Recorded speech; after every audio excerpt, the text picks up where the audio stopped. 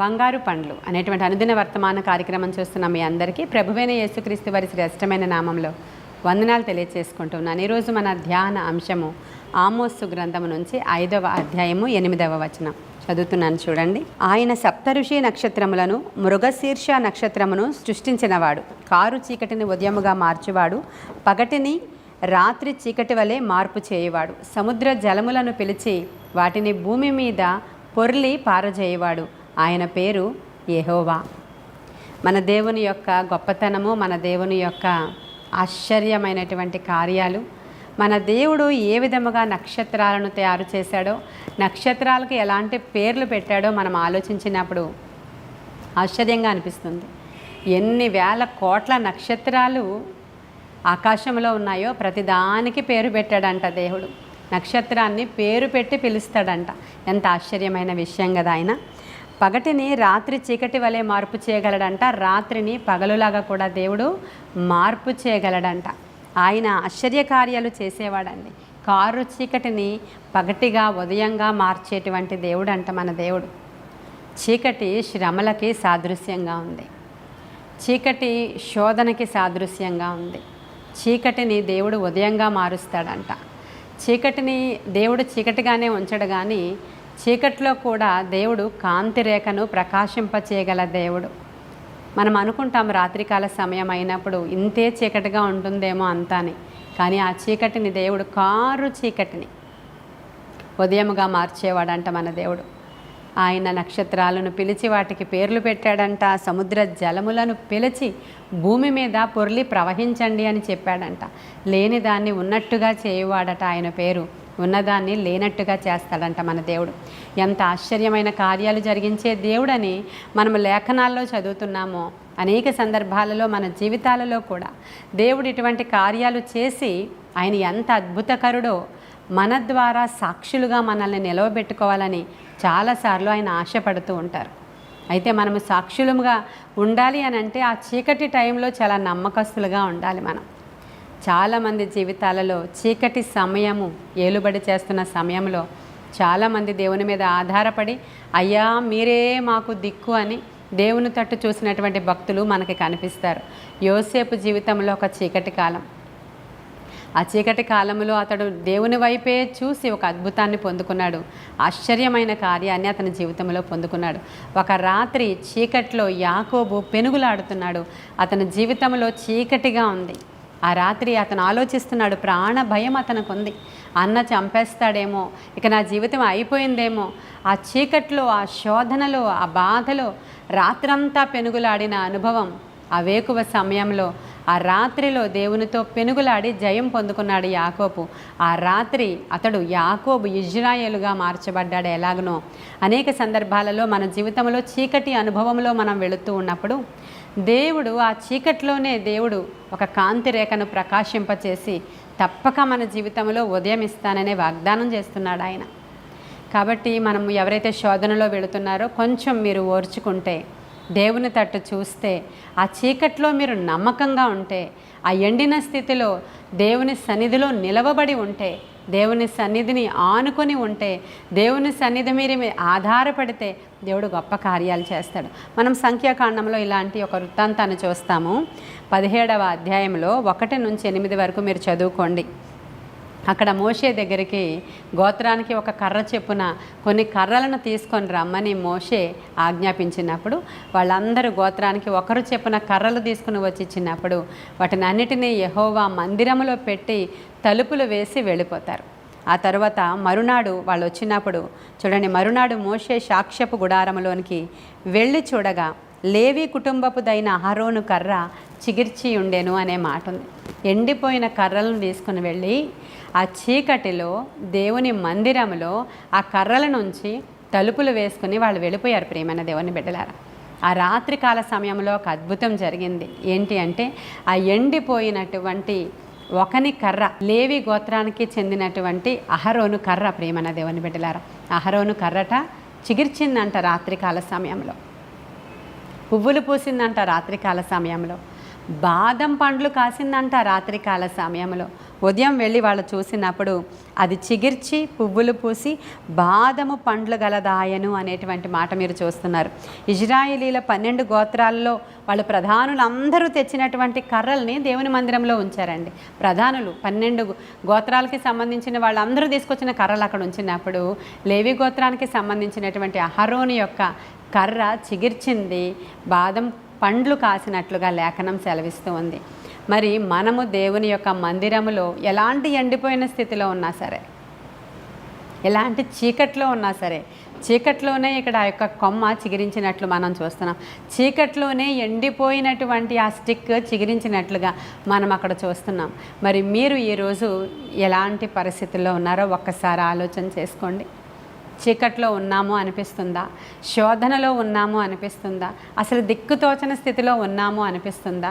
ఇందాక నేను చదివి వినిపించాను కదా ఆమోసు గ్రంథంలో, అక్కడ రాయబడినటువంటి మాటల్లో ఆయన నక్షత్రాలను పేరు పెట్టి పిలిచాడండి. సముద్ర జలాలను పిలిచి ప్రవహింపమని ఆజ్ఞాపించాడంటండి ఆయన. ఆ రాత్రిని పగలుగా చేశాడంట ఆయన. పగటిని చీకటిగా చేయగలవాడు ఆయన. ఏదైనా చేస్తాడు. ఆయనకి సమస్తము సాధ్యమే. ఎండిపోయిన స్థితిలో ఉన్నటువంటి నీవు కేవలం చిగురించడం మాత్రమే కాదు, కానీ పువ్వులు పూసి కాయలు కాసేంత ఆశీర్వాదాన్ని నీకు ఇవ్వాలని దేవుడు ఆశపడుతున్నాడు. కాకపోతే మనం ఓపిక పట్టాలి, నిరీక్షణ కలిగి ఉండాలి. ఆ చీకటి కాలం అంతా కూడా, రాత్రి అంతా కూడా చీకట్లో ఆ యొక్క కర్రలు యెహోవా మందిరములో ఉన్నాయి గనుక అవి చిగిర్చాయి. ప్రియమైన దేవుని బిడ్డలారా, మరి మీరు దేవుని మందిరములో నిలిచి ఉంటున్నారా? దేవుని సన్నిధిలోనికి వెళుతున్నారా? దేవుని మందిరం యొక్క ఇంపార్టెన్స్ మీకు తెలుస్తుందా? ఆయన మందిరములో సమృద్ధి ఉందంట. ఆయన మందిర సమృద్ధి చేత మీరు తృప్తిపరచబడతారు అని లేఖనంలో రాయబడి ఉంది. మరి దేవుని మందిరంలో మనము నిలిచి ఉన్నప్పుడు, ఎడతెగక ప్రార్థన చేసినప్పుడు, విసుగక ప్రార్థన చేసినప్పుడు మనల్ని దేవుడు ఖచ్చితంగా చిగురింప చేస్తాడు. ఎండిపోయిన స్థితిలో మాత్రమే మనము మిగిలిపోము, కానీ దేవుడు మనల్ని చిగురింప చేయడం కాదు, మనము పువ్వులు పూసి కాయలు కాసే స్థితిలోనికి మనల్ని నడిపిస్తారని ఈ లేఖనాల్లో మనం ఖచ్చితంగా చూడగలుగుతాం. అందుకే ఒక భక్తుడు అంటాడు, శ్రమ కలుగుట నాకు మేలైంది ప్రభా. ఒకవేళ ఈ శ్రమే కానీ నాకు కలగకపోతే నేను నీ కట్టడలను అన్నిటినీ కూడా నేర్చుకుని ఉండేవాడిని కాదు. అసలు నీ మందిరంలో గడపడం నాకు వచ్చేది కాదు. అసలు నీ మందిరంలో కనిపెట్టుట అనే అనుభవంలో నేను ఎదిగేవాడినే కాదు. అసలు నీ లేఖనాలని నేను ధ్యానం చేసేవాడినే కాదు. ఈ శ్రమ రావడం వల్ల, నీ మందిరంలో రాత్రంతా ఉండడం వల్ల నేను ఒక అద్భుతం చూశాను ప్రభువా అని ఆ యొక్క కీర్తనాకారుడు ఆ మాటల్ని పలుకుతూ ఉన్నాడండి. మరి దేవుని సన్నిధిలో మీరు నిలవబడి నిలకడగా దేవుని వైపు చూస్తూ నమ్మకంగా పరిశుద్ధంగా జీవించినప్పుడు దేవుడు అద్భుతాలు చేస్తాడు. యోబు భక్తుని జీవితంలో మన అందరికీ తెలిసిన విషయమే. అతని జీవితంలో ఒక చీకటి కాలం వచ్చిందండి. ఎంత భయంకరమైన శోధన. బిడ్డల్ని కోల్పోయాడు ఆయన, ఆస్తిని కోల్పోయాడు ఆయన, ఆరోగ్యాన్ని కోల్పోయాడు ఆయన. ఆయన బ్రతుకులో ఇంకేమీ లేదు. అందరూ వచ్చి ఆయన్ని అవమానించేలాగా మాట్లాడుతున్నారు. సొంత భార్య కూడా, ఎందుకయ్యా ఈ చీకట్లో బ్రతుకు, ఒక్కసారి నీవు దేవుణ్ణి దూషించి మరణము కమ్మని ఆమె కూడా అడుగుతుంది. ఎందుకంటే అతడి జీవితం అంతా చుట్టూరు కూడా చీకటి ఆవరించింది. ఇక ఏమీ లేదు, అసలు చీకట్లోనే ఉన్నాడు ఆయన. అసలు ఏ విధమైన నిరీక్షణ లేదు. అటువంటి సందర్భంలో దేవుడు చాలా దర్శనాలతో యోబును నింపాడండి. మీరు ఆలోచన చేయండి, చాలా సందర్భాల్లో చాలా కన్నీటి ప్రార్థన చేసినప్పుడు, శ్రమలో ఉన్నప్పుడు దేవుడు కలల ద్వారా మనతో మాట్లాడుతూ ఉంటారు. చాలా బాధలలో వెళుతున్నప్పుడు చాలామంది సాక్ష్యాలు వింటూ ఉంటాం మనం. మేము అప్పుడు చాలా శ్రమలో వెళుతున్నామండి, ఆ టైంలో దేవుడు నాకు ఇలాంటి కళ ఇచ్చాడు, అప్పుడు నేను ఆ కళను పట్టుకుని ప్రార్థన చేశాను, ఇలాంటి దర్శనం ఇచ్చాడని మనం అనేక సందర్భాల్లో సాక్ష్యాలు వింటూ ఉంటాం. ఆ శోధన కాలంలో, శ్రమల కాలంలో దేవుడు చాలా దగ్గరగా ఉన్న అనుభవాన్ని మనం కలిగి ఉంటామండి. వాక్యము ద్వారా దేవుడు మనతో మాట్లాడతాడు. ప్రతి చిన్న పాటలో నుంచి కూడా దేవుడు మనతో మాట్లాడతాడు. ఇలా సేవకులు మాట్లాడేటప్పుడు కూడా మీరు ఇప్పుడు కూర్చొని పని కట్టుకొని వాక్యము వింటున్నారు అని అంటే మీరు ఒక సొల్యూషన్ కోసం వెతుకుతున్నవారై ఉండొచ్చు, శ్రమలో ఉన్నవారై ఉండొచ్చు, లేదంటే దేవుని వెతుకుతున్న వారై ఉండొచ్చు, అసలు దేవుడు ఎట్టివాడు అని దేవుని కొరకు ఆరాటపడుతున్న వారై ఉండొచ్చు, లేకపోతే అనుదినము మీరు దేవుణ్ణి ప్రేమిస్తున్న వారై ఉండొచ్చు. ఎవరైనా కానివ్వండి, దేవుడు మాత్రం మనతో మాట్లాడుతున్నాడు అంటే ఆయన ఖచ్చితంగా నీ వైపు దృష్టి ఉంచాడనే అర్థం. కాబట్టి ఇలా యోబు శ్రమలలో వెళ్ళినప్పుడు ఎన్నో గొప్ప దర్శనాలను ఆయన చూశాడండి. అంత మాత్రమే కాదు, ఎప్పుడో వేల సంవత్సరాల తర్వాత జరగబోయేటువంటి యేసుక్రీస్తు ప్రభు వారి యొక్క విమోచన కార్యాన్ని కూడా ఆయన చేస్తున్నాడు. నా విమోచకుడు సజీవుడు. ఖచ్చితంగా ఈ చీకటి కాలం వెళ్ళిపోతుంది, వెలుగు ఉదయిస్తుంది. ఆ నీతి సూర్యుని కిరణాలు నా మీద ఉదయిస్తాయి. ప్రతి అరుణోదయాన నేను మరలా దేవునికి బలులు అర్పిస్తాను అనేటువంటి నిరీక్షణతో బ్రతికాడంటండి యోబు. ఆ చీకటి కాలంలో, ఆ శ్రమ కాలంలో కేవలము చిగురించడం మాత్రమే కాదు, ఆయన యోబు గ్రంథంలో మంచి మంచి మాటలు ఉంటాయండి. కేవలము నీటి వాసన చేత ఆ చెట్టు మొద్దు బ్రతికేస్తుందంటండి. నీటి వాసన చేత. ప్రియమైన దేవుని బిడ్డ, దేవుని యొక్క వాక్యము ఎంత గొప్పదంటే, నిజముగా నీరు లాంటిది దేవుని వాక్యము నీటితో పోల్చబడుతుంది. ఆ నీటి వాసన చాలంట మూడైపోయినటువంటి మొద్దు మరలా చిగురించేస్తుందంట. ఇలాంటి మాటలన్నీ యోబు గ్రంథంలో దొరుకుతాయి మీకు. కాబట్టి ఈరోజు దిగులు చెందొద్దు, భయపడొద్దు. ఈ చీకట్లో మీ కర్ర తప్పకుండా చిగురిస్తుంది. దేవుని మందిరంలోనే ఉంచండి ఆ కర్రని. మనము దేవుని మందిరంలోనే నిలవబడి ఉందాము. ఎంత మాత్రము తిరుగుబాటు స్వభావం వద్దు. ఈ చీకటిని దేవుడు ఖచ్చితంగా ఉదయముగా మారుస్తాడు. కారు చీకటిని ఉదయముగా మార్చువాడు ఆయన అని ఆమోసు గ్రంథంలో చెప్పబడిన మాట చెప్పున దేవుడు మరలా మీకు ఒక గొప్ప మంచి చిగురించేటువంటి ఆశీర్వాదకరమైన జీవితాన్ని ఇవ్వాలని నేను కోరుకుంటున్నాను. ఈ కొన్ని మాటలు దేవుడు మన వినికిడిలో దీవించునుగాక. ఆమేన్. ప్రార్థన చేసుకుందాం. మహాపరిశుద్ధుడైన తండ్రి, మహోన్నతుడైన దేవా, నీకు వందనాలు.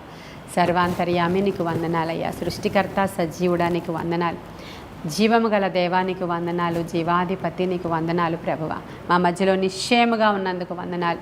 ఎందరు బిడ్డలైతే నాయన నిజముగా కారు చీకట్లో ఉన్నారో, భయంకరమైనటువంటి స్థితులలో వెళుతున్నారో, అప్పు ఊబిలో ఉన్నారో, వ్యాధి చెరలో ఉన్నారో దేవా, వ్యాధిలో ఉన్నవారికి ఎలా అయితే అంత చీకటిగా అనిపిస్తుందో ప్రభువ, సమస్యల్లో ఇరుకుల్లో ఉన్న వారిని జ్ఞాపకం చేసుకోండి. తప్పకుండా అహరోను కర్ర ఎలా అయితే చిగిర్చిందో ప్రభువ, అలా వారి జీవితాలు మరలా చిగురించాలని నేను ఆశపడుతూ ఉన్నాను. ఆత్మశక్తితో కార్యాలు జరిగించమని, నీ కృపలో వినుచున్న వారందరినీ దీవించమని, వారి జీవితాల్లో ఏలుబడి చేసిన ప్రతి శోధన యేసు నామంలో బయటికి పమ్మని గద్దిస్తున్నాను ప్రభువ. దేవా, నీవు గొప్ప దేవుడవు ప్రభువ, నీవు ఆశ్చర్య కార్యాలు చేసే దేవుడవు. యేసు నామంలో ప్రతి రోగాన్ని గద్దిస్తున్నాను. యేసు నామంలో అది బయటికి పమ్మని ఆజ్ఞాపిస్తున్నాను ప్రభువ. రోగగ్రస్తులైన వారందరినీ జ్ఞాపకం చేసుకోండి. వాళ్ళ చీకటి బ్రతుకులలో దేవా వెలుగు రేఖగా మీరు మరొకసారి ఉదయించమని ప్రభువ, ముట్టి నాయన చీకటిని ఉదయముగా మార్చమని బ్రతిమలాడుకుంటూ నీ కృపగల హస్తానికి వినుచున్న వారందరినీ అప్పగించుకుంటూ నజరేయుడైన యేసయ్య నామంలో అడిగి వేడుకొనుచున్నాము తండ్రి. Amen. Amen. God bless you.